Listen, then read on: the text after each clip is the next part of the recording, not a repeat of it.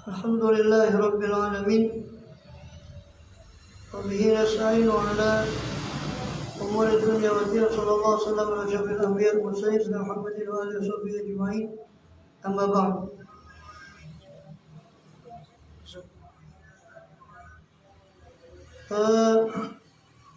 Kita masih melanjut daripada pembahasan lalu dari kitab An-Nasaiyyidiyah al-Usul al-Imaniyah karya daripada Ibn Hajar al-Asqalani, dan daripada kitab Nasaiyyul Ibad itu karya daripada Ibn Hajar al-Asqalani, Syekh Muhammad Nawawi al-Jawi, yang matanya Muhammad Munabbihat Istidlal fi Ilmil Ma'ad. Itu susunan daripada Syekh Ibn Hajar al-Asqalani rahimahumullah radhiyallahu anhu wa nafa'ana bi dzurriyyatihi. Pada bab rubai, yaitu makalah yang terdiri dari 4 perkara. Pada terakhir kita sudah menyelesaikan makalah yang 3 perkara. Saya ulang sedikit aja karena kemarin tidak masuk. Al hukama dan sebagai makalah yang ke-49 dan sebagian hukama, man arafallahu lam yakul lahu ma'al khalq ladzah. Siapa yang mengenal Allah maka dia tidak akan memiliki kelezatan bersama makhluk. Wa man arafa dunya lam yakun fiha raghbah. Dan siapa yang mengenali dunia, jadi hakikat dunia yang penuh dengan tipuan, penuh dengan, maka dia tidak akan ada kecintaan pada dunia tadi. Tapi dia memilih akhirat. Man arafa adalallahi ta'ala lam yataqaddam ilaihi al-khusuma'.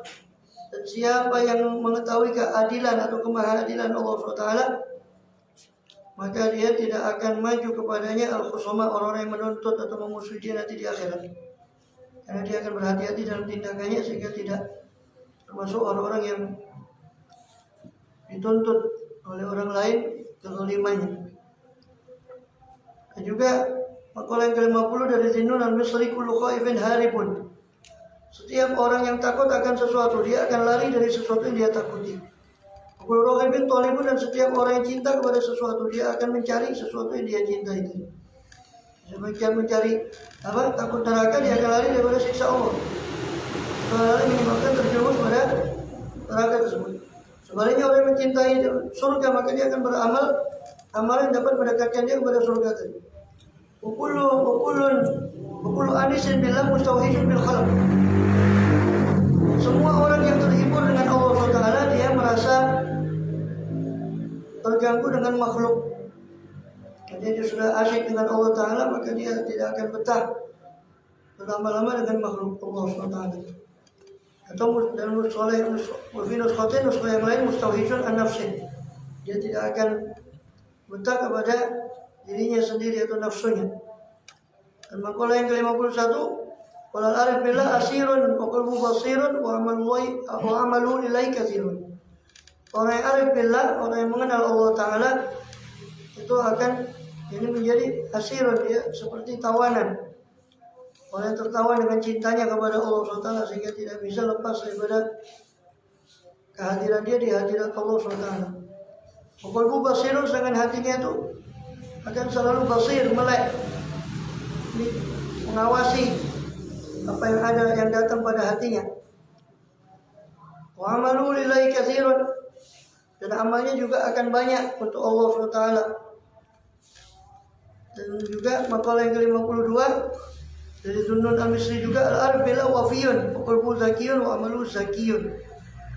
Orang yang arif billah itu orang yang wafiyun, setia dengan janjinya pada Allah SWT. Wa qalbu zakiyun, dan hatinya itu cepat. Zaki yang cerdas, tanggap. Cerdas dalam mana dia menundukkan daripada hawa nafsunya, atau cepat dalam mana ya tadi, cepat untuk menunaikan perintah-perintah Allah. Wa amalu lillahi zakiyun, sedangkan amalnya untuk Allah itu zakiyun, suci daripada hal-hal yang dapat merusak pada amal. Wal maqalatu tsalitsul khamsun, sedangkan maqalah yang ke-53 dari Abi Sulaiman Ad-Darani, annahu qala aslu kulli khairin fid dunya wal akhirah al-khauf min Allah. Pokok dari segala kebaikan di dunia dan di akhirat adalah rasa takut seseorang kepada Allah Subhanahu wa taala. Dan juga miftahud dunia asyiba, sedangkan kunci dunia adalah kekenyangan. Maka kuncinya adalah kekenyangan. Betul akhirat al-juz dengan perkara-perkara akhirat itu kuncinya adalah rasa lapar. Ibadah itu kuncinya rasa lapar. Makanya dikatakan as-shaum itu babul ibadah, puasa itu pintunya ibadah.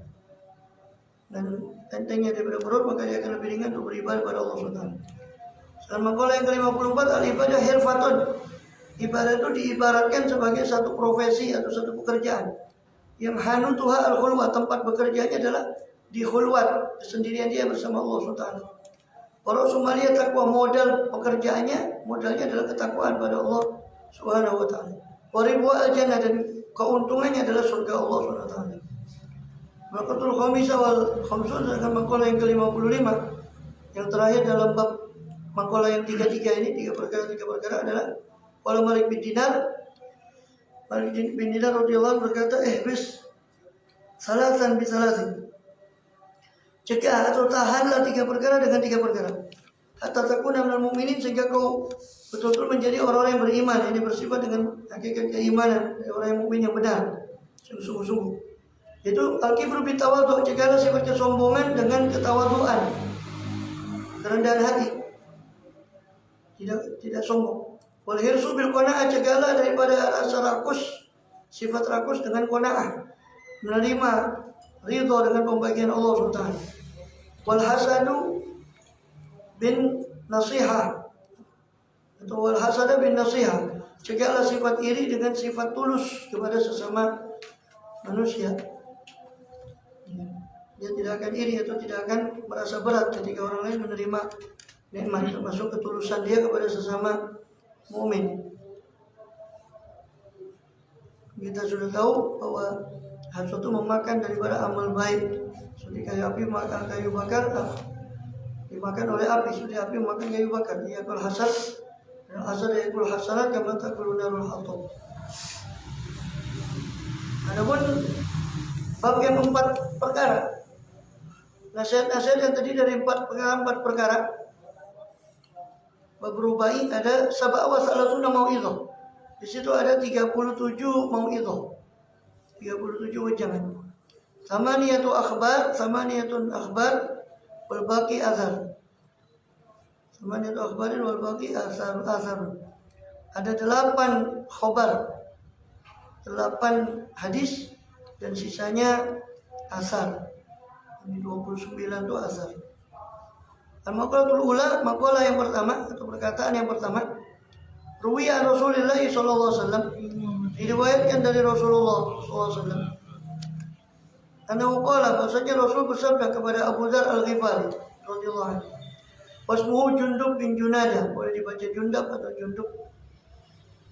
Ismuhu Jundub bin Junadah. Nama aslinya Abu Dzar adalah Jundub bin Junadah. Ya Abu Dzar, jadi di Safina, bainal bahru amiq. Wahai Abu Dzar, perbarui perahumu, sebab lautan yang kau arungi ini dalam. Bainal bahru amiq, sebab lautan yang kau arungi ini dalam. Yani ahsin niyah.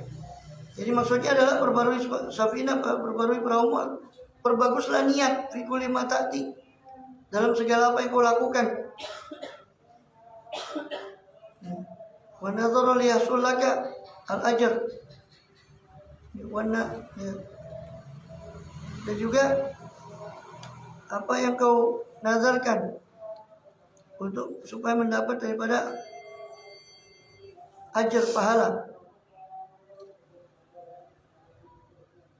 Atau likuli mata di watazar, mungkin itu keliru kayaknya. Masa nazarun. Iya, di situ. Tazar. Iya. Itu yang betul. Jadi dalam segala apa yang kau lakukan dan kau tinggalkan. Jadi apapun yang kau tinggalkan atau apa yang kau lakukan, hendaknya dengan niat-niat yang baik. Orang meninggal sebagaimana melakukan sesuatu tidak akan ditulis ibadah kecuali niatnya ibadah. Sampai amal akhirat pun, sholat yang harusnya itu dapat pahala, bisa jadi tidak dapat pahala kalau niatnya riya atau tidak ada ibadah kepada Allah SWT. Nah itu termasuk keajaiban niat dan kehebatan niat. Pesannya niat itu bisa merubah amal akhirat menjadi amal dunia. Dan sebenarnya bisa merubah amal dunia menjadi amal akhirat. Jadi makan minum kita, tidur bekerja kita niatkan untuk ibadah, maka juga likulli imri'in ma nawa, bagi setiap orang apa yang dia niatkan dia dapat pahala ibadah. Begitu juga meninggalkan sesuatu. Meninggalkan sesuatu pun harus ada niat yang baik. Orang meninggalkan sesuatu tidak ada niat. Jadi dalam arti seperti orang minum khamr.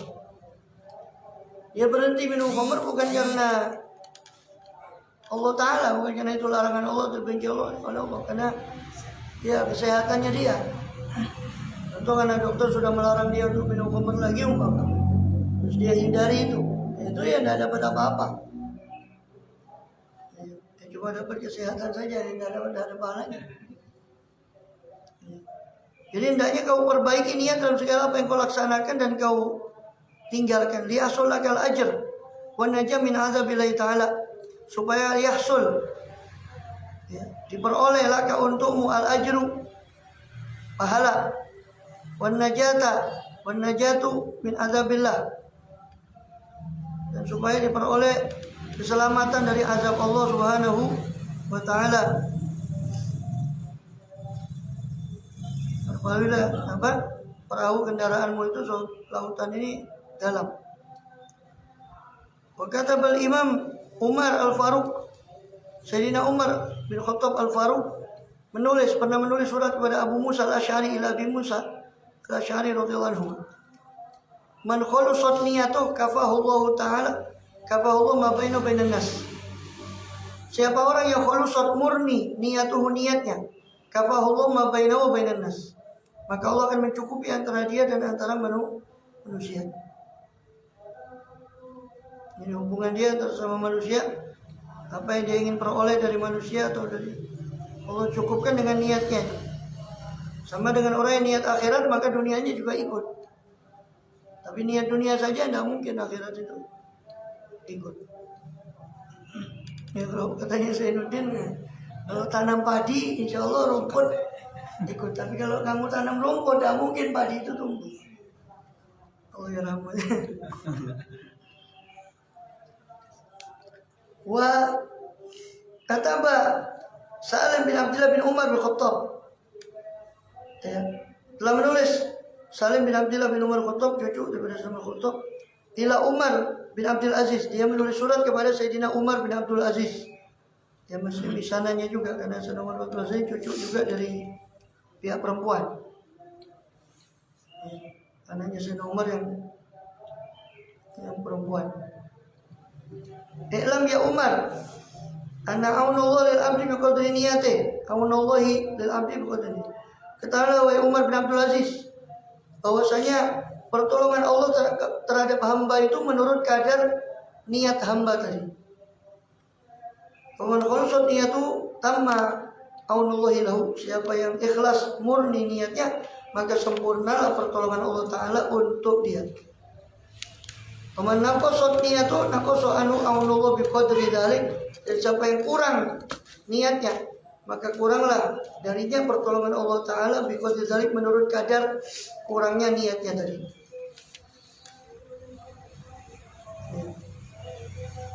Ya Allah akan menurunkan pertolongan berdasarkan keyakinan hamba tadi, niat urusnya hamba tadi, dan juga bulatnya tekad hamba tadi.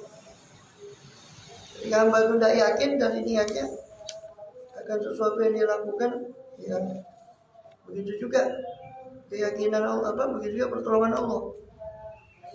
Sudah dikatakan bahwa ana inda dzanni abdi, bahwasanya saya ini menurut prasangka hamba saya. Pertolongan Allah itu akan datang menurut niat seseorang, kuatnya niat itu. Semakin tekad dia karena Allah, ikhlas dan kuat tekadnya, yakin kepada Allah serta ikhlas, ya Allah akan tolong dia. Khudizat kamilan fa inna safar baid. Ambillah, ini lanjutan tadi ya, sabda Rasulullah tadi kepada Abu Dzar. Karena kan ada 4 perkara, ya, makolahnya ada 4. Yang pertama, perbaruilah perahu sebab lautan itu dalam. Wa khudizat kamilan fa inna safar baid. ambillah bekal dengan sempurna, sebab safar yang akan kau lalui ke akhirat itu jauh. Ai fi ghayati ta'ab, dalam puncak kepayahan.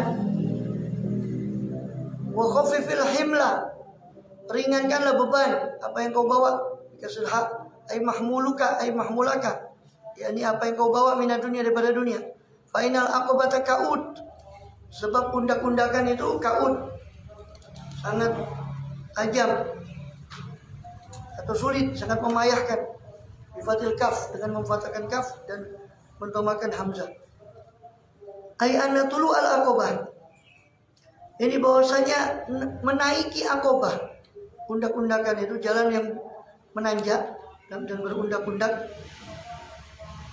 Aqabah, al aqabatul jabal ya, so'bun, ini undak-undakan di gunung itu so'ab, sulit. Dan jalan menuju akhirat ini fa inna umurul akhirah syadidah syabihatun bil bahril amik, sebab perkara akhirat itu menyerupai dengan laut yang dalam. Ini penuh bahaya.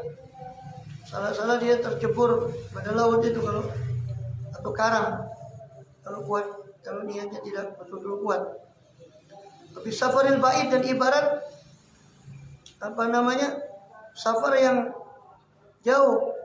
Wabil aqabati somba, dan diibaratkan pundak-pundakan yang sulit untuk didaki. Wa kasatil ahwal, karena banyaknya hal-hal yang dahsyat. Wa akhlisil amal fa innan naqid basir, dan ikhlaskanlah amal, sebab naqid itu basir, sebab yang meneliti. Naqid itu asalnya pengkritik, yang mengkritik. Ai al-mu'tabir al-mumayyiz bainal husni wal qabih wa huwa ta'ala. Ini yang mu'tabir, yang menilai, yang mumayyiz, yang membedakan antara baik dan buruk, yaitu Allah. Naqid itu yang dimaksud adalah Allah Ta'ala. Itu basir, yang menilai kamu dan membedakan antara kebaikan dan kejelekanmu itu basirun, maha melihat. Maka ikhlaskanlah amal, sebab yang menilai kamu itu maha melihat niatmu, sehingga dia tahu mana yang tidak ikhlas dan menilai. Mutolik, karena dia menilai, betul-betul meneliti, menelaah, menilai engkau, mengawasi. Muraqibun di jamil ahwal, yang mengawasi seluruh keadaan.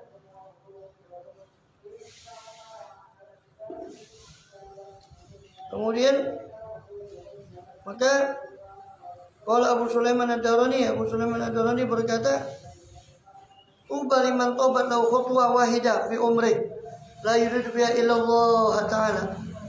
Beruntung bagi orang yang tobat lahu khutwa, bagi orang yang menjadi baik baginya satu langkah saja, khutwa wahidah fi umri, di satu umurnya, di umurnya, sepanjang umurnya. La yurid biha illa Allah Ta'ala, dia tidak menginginkan biha dengan langkah, dengan khutwah tadi, kecuali Allah Ta'ala. Beruntung orang yang melangkah satu langkah, yang di situ di langkah itu dia menghendaki Allah Ta'ala, sehingga satu langkah itu diterima oleh Allah.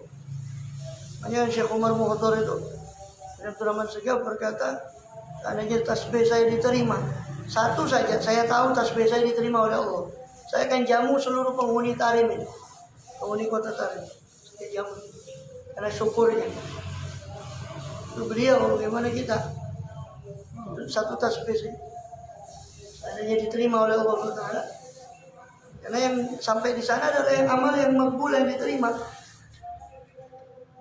Ya, makanya kita sebagai adab kita, sebagai setelah selesai buka puasa atau selesai ibadah apapun, kata Imam Ghazali di Ihya'nya, itu kita kondisikan hati kita antara takut dan harap, takut kalau amal kita ditolak, dan harap kalau amal kita diterima oleh Allah SWT.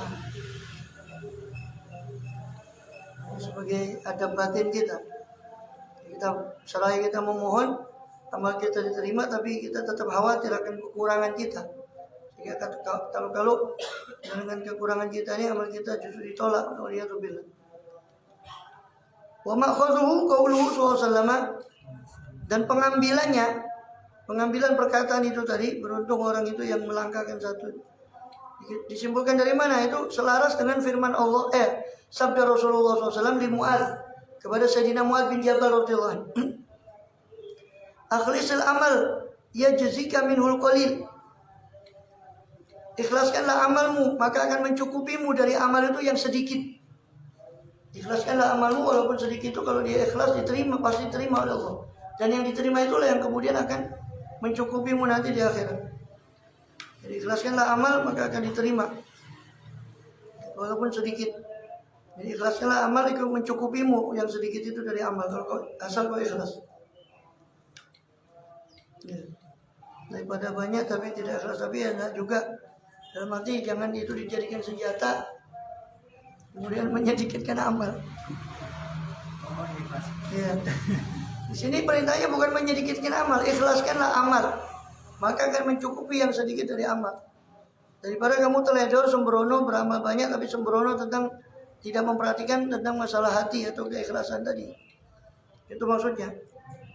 Orang beramal tapi sembrono masalah diterima atau tidaknya amal. Bukan berarti suruh menyedikitkan amal ya. Kalau syair, penyair berkata, fardun ala nasi ayyatubu, lakinna tarka dzunubi aujab. Fardu bagi manusia, wajib bagi manusia untuk mereka bertobat. Akan tetapi meninggalkan dosa itu lebih wajib. Taubat itu wajib, tapi meninggalkan dosa itu lebih wajib. Meninggalkan dosa itu. Wasabru fi naibati sabun lakin nafautat thawabi as'abu. Sabar itu fi naibat, dalam musibah-musibah itu sabun, sulit memang. Teorinya gampang tapi ketika kita tertimpa musibah juga sulit untuk sabar. Dan yang dihitung sabar itu adalah ketika hantaman pertama, as-sabru inda shadmatil ula. Sabar itu ketika hantaman yang pertama kali. Kalau sudah 2-3 hari sabar itu bukan sabar. Sabar itu ketika pertama kali musibah itu dia sabar. Memang sabar dalam musibah itu sulit. Lagi nafauta thawabi asabaka, tapi kehilangan pahala dari kesabaran itu lebih sulit nanti di akhirat. Sabar sulit, tapi kalau kita kehilangan kesabaran, kehilangan pahala dari kesabaran itu lebih sulit. Karena ketika di hari di mana kita membutuhkan pahala itu nanti di akhirat, kita justru kehilangan pahala kesabaran itu lebih sulit sebetulnya. Wa daru fi surfi ajibun, lakin ghaflatan nasi ajab. Dan masa waktu itu fi surfi dalam perilakunya itu ajib, sangat menakjubkan. Perilaku waktu itu sangat menakjubkan sekali. Yang kemarin begini, sekarang begitu dan seterusnya. Kita tanpa terasa kadang-kadang. Lakin aku pelatan nasi aja, akan tapi lalainya manusia itu lebih ajaib lagi.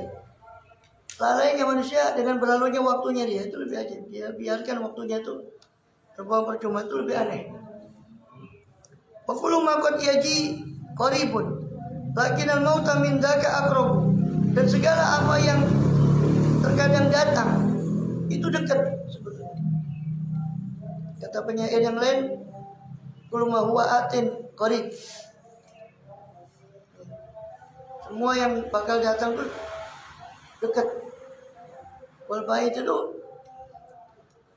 wa lam yati fa huwa bait. Apa sesuatu yang tidak akan datang itu yang jauh. Ataupun yang datang itu pasti dekat. Karena pasti datang. Yang tidak bakal datang itu yang baik. Itu hijau. Karena tidak bakal. Jadi segala yang akan datang itu dekat. Lakinnal mauta min dzaka aqrab. Akan tapi kematian itu lebih dekat daripada itu. Kematian lebih dekat daripada yang bakal, sesuatu yang bakal datang. Ya, Sunnah Abu Bakar Siddiq itu, sebenarnya dalam riwayat Bukhari, ketika beliau sakit, beliau sering melantunkan syair itu. Kullu mri'in musabbahun fi ahlihi wal mautu adna min syiraki na'lihi.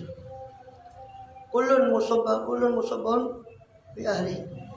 Semua orang berpagi-pagi berada di antara keluarganya. Sedang berada di antara keluarganya. Wal mautu adna min syiraki na'lihi, padahal kematian itu lebih dekat daripada tali sandalnya. Qulu wa daru fi surfi ajibun.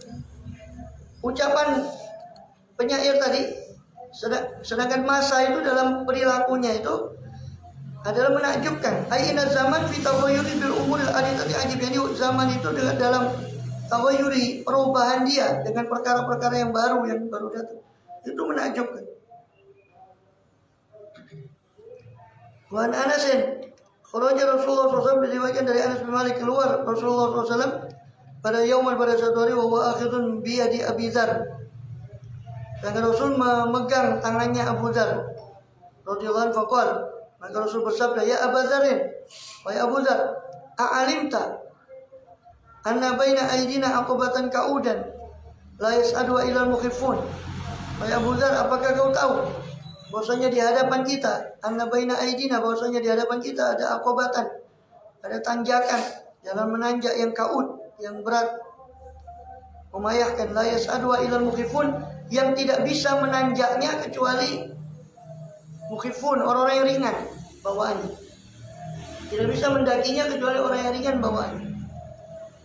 Qala rajulun, maka berkata seorang, ya Rasulullah, aminal mukhifina ana aminal musqalin, atau musqilin. Ya Rasulullah, apakah saya termasuk orang yang mukhifin, yang ringan beban saya sehingga mudah menanjak? Orang kan kalau tanjakan ya, dia bawa beban berat, malah makin berat kan. Dia bawa tas beban berat, dia mendaki jalan yang tambah berat. Wong yang ringan, yang bawa aja itu berat. Jadi tidak akan selamat kecuali yang dari jalan tanjakan itu kecuali orang-orang yang ringan. Maka seorang ada yang bertanya, ya Rasulullah, apakah saya termasuk mukhifin, orang yang ringan, apakah musqalin, apakah termasuk orang yang muskilin, memberatkan diri? Qala indaka ta'amu yaumin, apakah kau punya makanan yang dimakan hari ini? Qala na'am ya Rasulullah, ya. Qala Rasulullah SAW, wa ta'amu ghadin, kau punya makanan besok? Qala na'am, iya ya Rasul. Maka Rasulullah SAW, maka Rasulullah SAW, wa ta'amu ba'da ghadin, kamu punya makanan yang setelah besok, lusa maksudnya. Makanan yang makan lusa. Faqala la, tidak ya Rasul. Faqala Rasulullah SAW, kana indaka ta'amu salasati ayyam kunta minal musqilin. Seandainya kau memiliki makanan 3 hari untuk 3 hari, maka kau termasuk orang yang berat. Kita ini berat semua ya.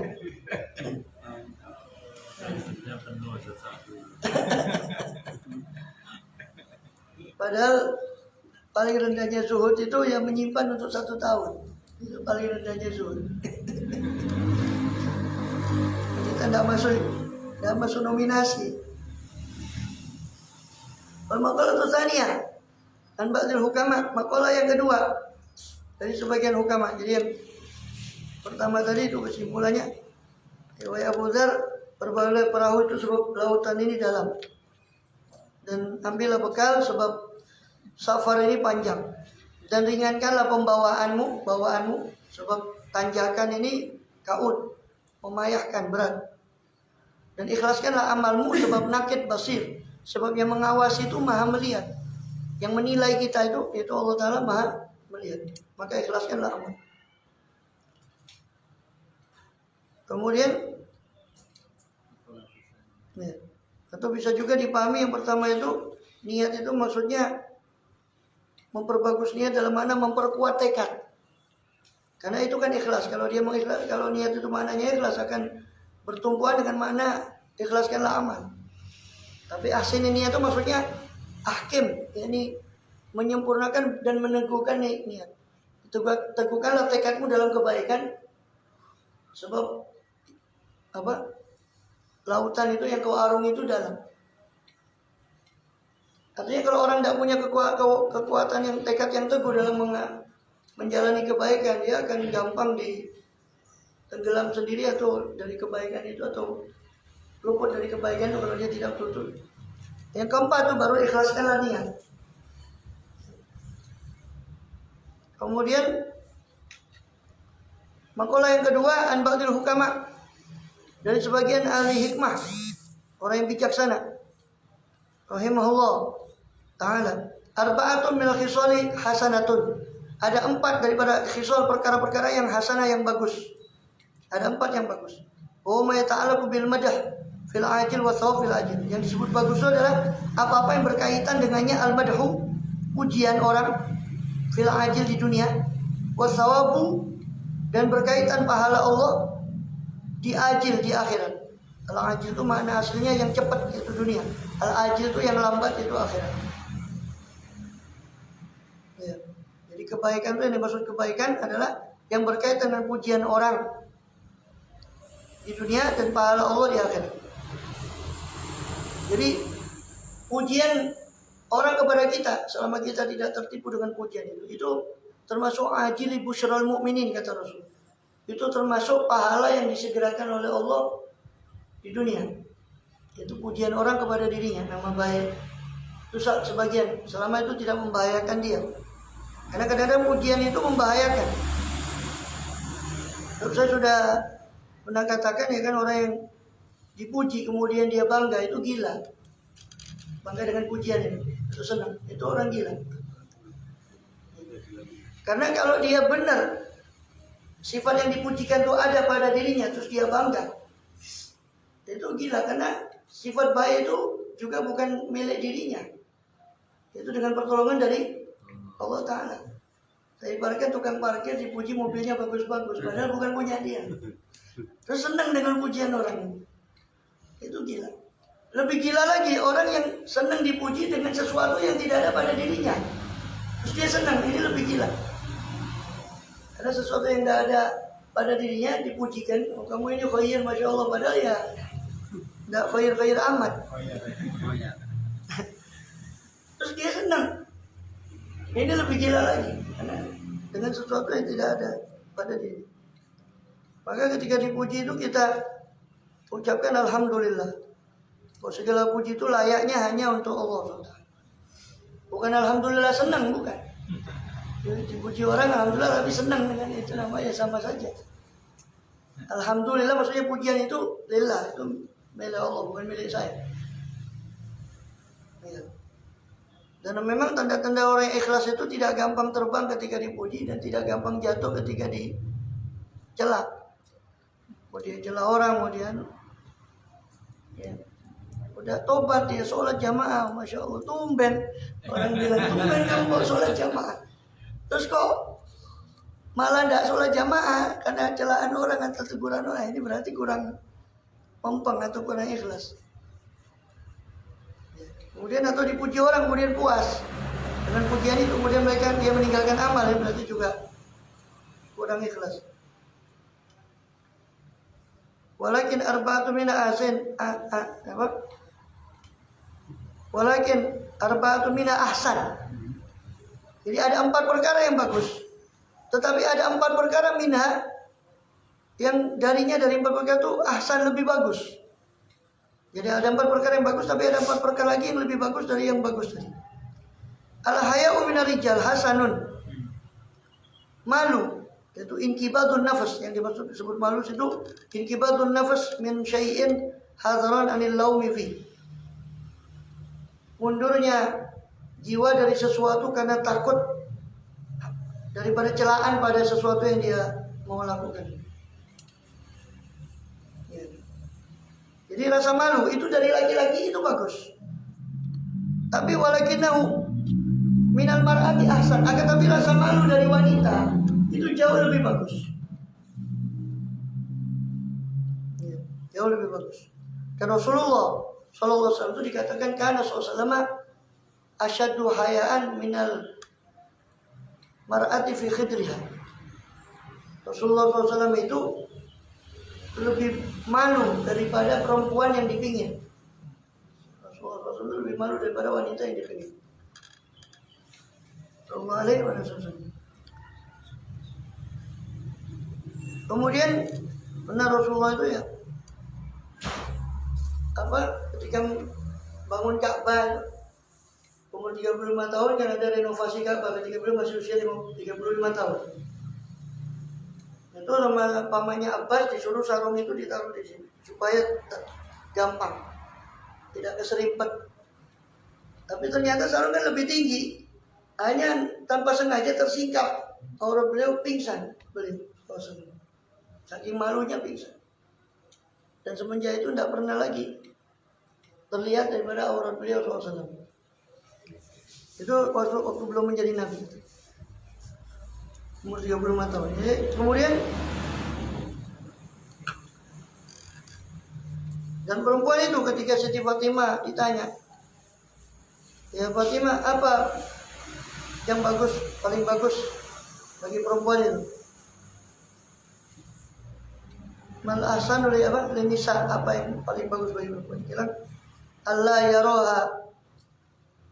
yara rajulan wala tara rajulan wala yaraha rajul.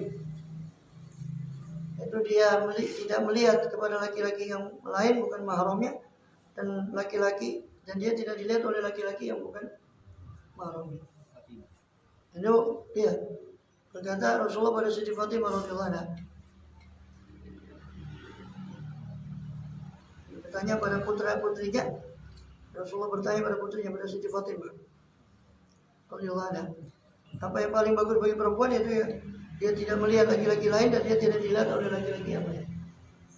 Kemudian Rasulullah mencium keningnya Siti Fatimah, kemudian membaca ayat dzurriyyatan ba'dhuha min ba'd. Memang keturunan yang satu adalah berasal dari keturunan yang lain. Jadi yang keturunan bagus berarti ya memang bibitnya bagus.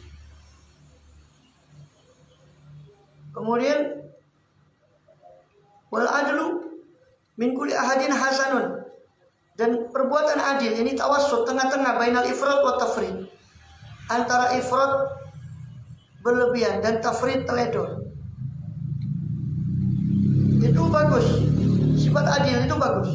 Min kulli ahad, dari setiap orang. Sifat adil dari setiap orang itu bagus.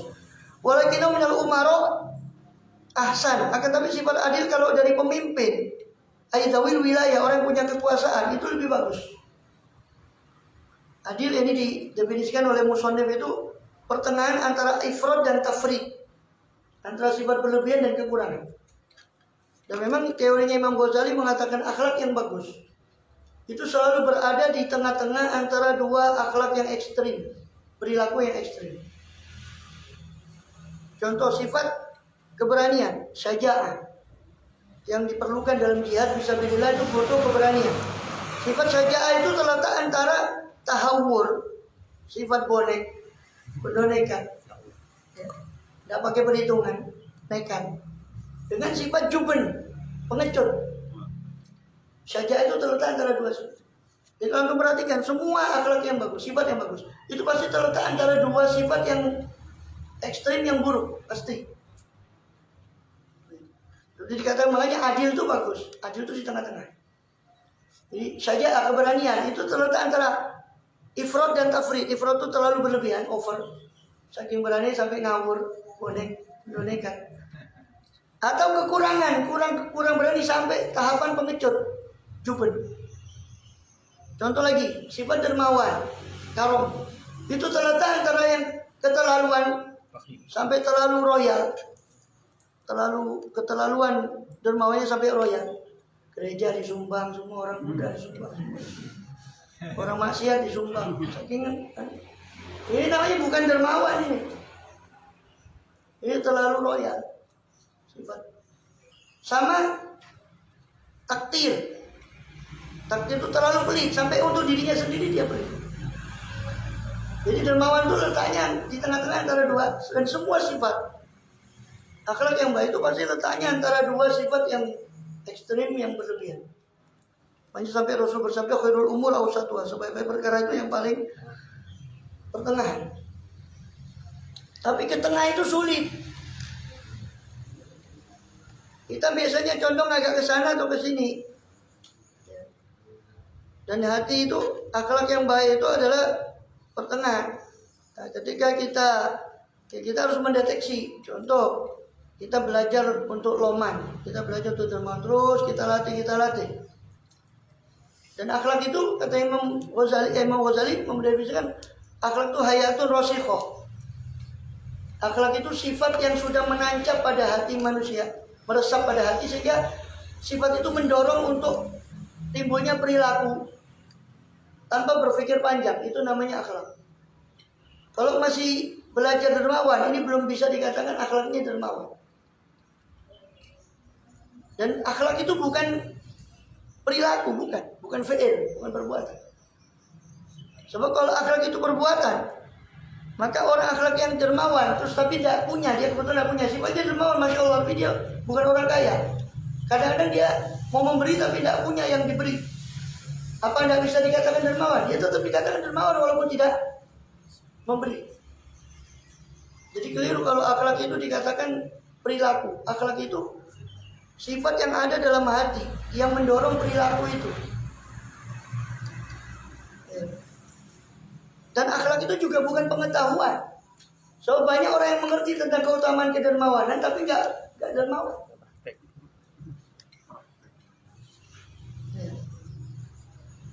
Maka kita harus bisa menakar. Kata Imam Ghazali, menakar kita, posisi kita di mana. Kalau kita lagi belajar dermawan, terus kita sampai kita merasakan manisnya berbagi atau manisnya sifat dermawan itu. Itu kadang kita kadang bablas, hampir kepada sifat royal tadi. Ya, kalau sudah kita merasa loh ini sudah terlalu, maka kita harus tekan supaya ke tengah. Atau kalau kita sudah merasakan kita ini terlalu pelit, kita sudah merasakan diri kita ini, maka kita harus tekan juga sifat pelit itu sehingga kembali ke tengah lagi untuk belajar. Kemudian, jadi apa namanya tadi? Keadilan itu bagus, tapi dari pemimpin itu jauh lebih bagus. Keadilan dari setiap orang itu bagus, tapi dari orang yang punya kekuasaan dia adil itu lebih bagus. Terus wa taubatu, obat minasyaikhi dari orang tua, hasanatun itu bagus. Walakinna minasyabbi ahsan, akan tapi tobat dari anak muda itu jauh lebih bagus. Tobat ini arruju ilallah, kembali kepada Allah Ta'ala. Bihilli uqdatil israr, dengan mengurai ikatan israr, terus menerus berbuat dosa. Jadi kembali kepada Allah dengan mengurai ikatan israr, dengan mengurai ikatan terus menerusnya seorang itu berbuat dosa, anil qalb, dari hati orang. Summal qiyam bikuli hakilah, kemudian setelah itu baru dia melaksanakan segala haknya, bikuli hakilillahi ta'ala, segala haknya Allah Ta'ala. Itu taubat. Dan salah satu cara orang itu mematahkan israr, mematahkan kambuhnya daripada perbuatan dosa atau terus menerusnya dia berbuat dosa. Itu kata Imam Ghazali di Ihya'nya, salah satu caranya adalah dia melihat siksaan-siksaan itu daripada akibat dosa itu apa. Lihat di Quran banyak Allah bicara tentang siksa, ya. Itu akibat perbuatan apa kira-kira siksa itu yang sebegitu pedih. Ya, dia akan. Yang kedua, dia melihat kisah-kisahnya orang soleh dan juga para nabi. Bagaimana Allah perlakukan para nabi itu dan orang soleh itu. Seperti yang kemarin saya nukil dari kisahnya Nabi Yusuf alaihissalam. Itu cuma gara-gara lupa kepada Allah saya diganjar lagi penjara berapa tahun lagi.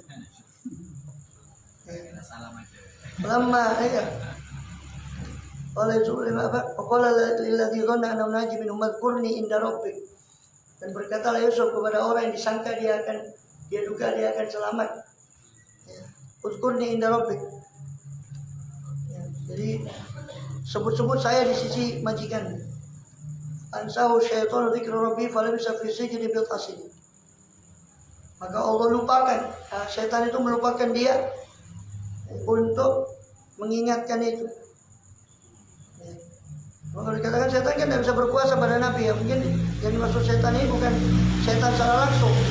Memang setan jin itu tidak mungkin dia berkuasa kepada para Nabi. So, kalau mereka bisa berkuasa para Nabi, kacau nanti wahyu itu. Yang maksud setan itu ya keadaan tadi, ya, keadaan dari apa namanya, mungkin orang yang dihadapi itu yang merayu dia untuk menawarkan untuk disebut di sana.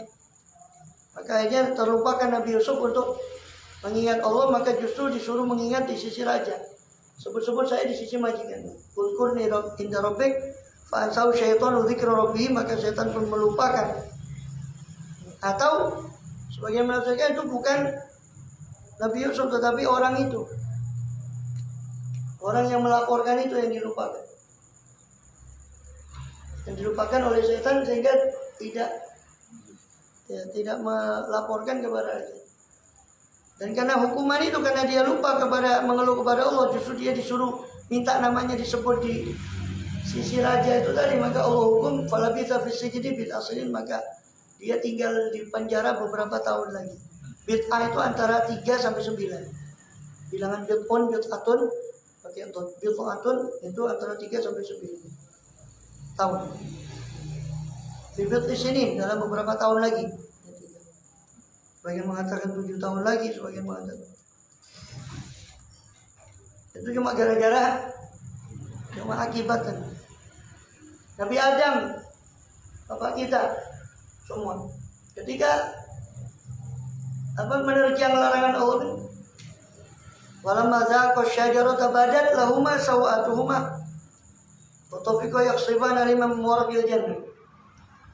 Ketika dia zaqa syajarata, ketika keduanya Adam dan Hawa merasakan pohon yang dilarang itu, badat lahuma sawatuhuma, maka nampak bagi keduanya aurat keduanya. Sebagian menurut cerita itu dulu pakaian surga itu sisanya itu kuku ini. Kuku ini dulu sisanya itu pakaian surga. Itu lepas. Itu akibat dosa ini. Badat lahuma sawatuma, nampak bagi keduanya aurat keduanya, sawatuma. Fatofiqo yaksifani alaihima mewarqil jannah, maka mulailah keduanya mengumpulkan daripada dedaunan surga untuk menutupi aurat. Artinya menutup aurat itu merupakan fitrah manusia dari sejak awal.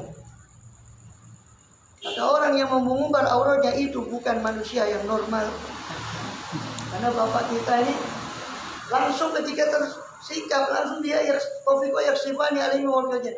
Cepat-cepat dia mengumpulkan dedaunan surga untuk menutupi aurat.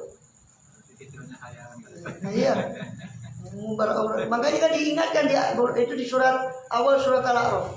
Kemudian beberapa ayat setelah itu diingatkan lagi, ya Bani Adam la yakhrijannakum minal jannati kama yansha'u libasahum jangan sekali-kali wahai Bani Adam kau dikeluarkan dari surga sebagaimana dikeluarkannya dua orang tua.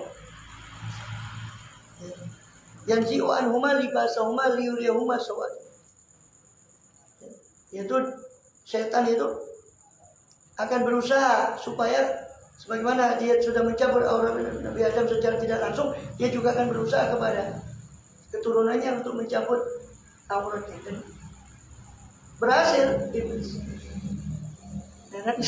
dengan pengikut-pengikutnya. Iblis itu yang buka aurat itu. Ya Bani Adam la yaftinannakuma syaitanu kama akhraja abawaykum min al-jannah yanzi'u anhuma libasahuma liruswat. Wahai Bani Adam, jangan sampai kamu terkena fitnah daripada setan sebagaimana dia sudah mengeluarkan kedua orang kamu dari surga, untuk yang mana dia mencabut daripada pakaian daripada keduanya secara tidak langsung. Dan itu juga akan dia lakukan kepada keturunannya Adam, dan itu terbukti tadi. Membuka aurat.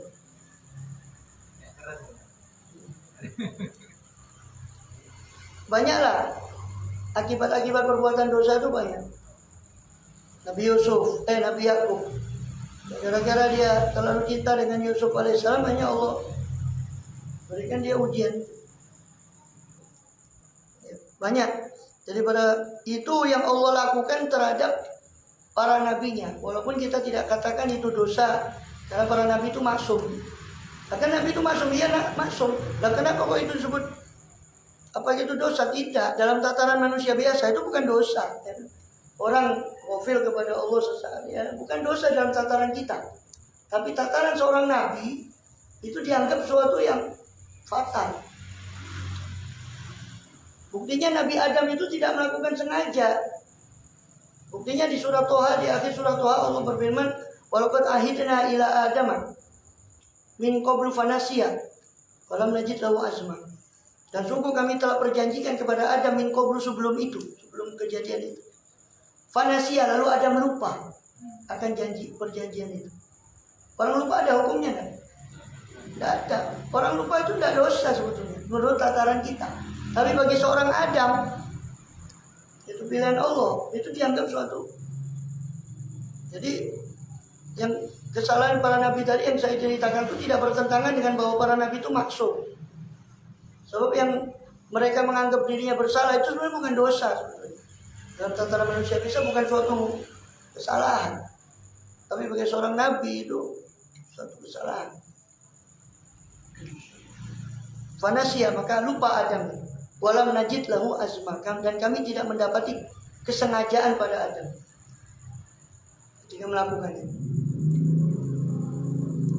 Makanya bapak moyangnya lalian, ya anak ya lalian. Soalnya bapaknya dikatakan oleh Allah fanasia, Adam lupa. Putune ya lali. Kayak lali itu. Dan masalah fulus tambah lali.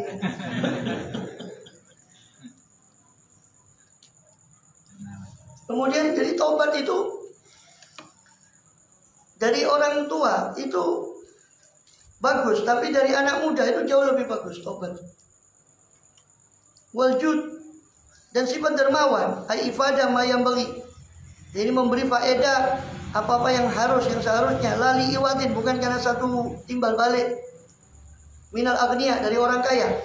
Perbuatan dermawan dari orang kaya itu hasanun, itu bagus. Walakin minal fuqara ahsan, tapi perbuatan dermawan dari orang fakir itu jauh lebih bagus. Itu ya. Jadi ada 4 perkara yang bagus, tapi ada 4 perkara yang jauh lebih bagus dari 4 perkara tadi. Malu bagi laki-laki bagus, tapi bagi wanita lebih bagus. Adil bagi setiap orang bagus, tapi bagi umara, para pemimpin yang memiliki kekuasaan, adil itu lebih bagus. Taubat dari orang tua bagus, tapi dari anak muda jauh lebih bagus. Dermawan dari orang kaya bagus, tapi dari orang fakir itu jauh lebih bagus. Wal maqalatu tsalitsah. Waduh, sudah. Wal maqalatu tsalitsah ba'dul hukama. Jadi itu tadi salah satu cara orang mengobati israr tadi itu.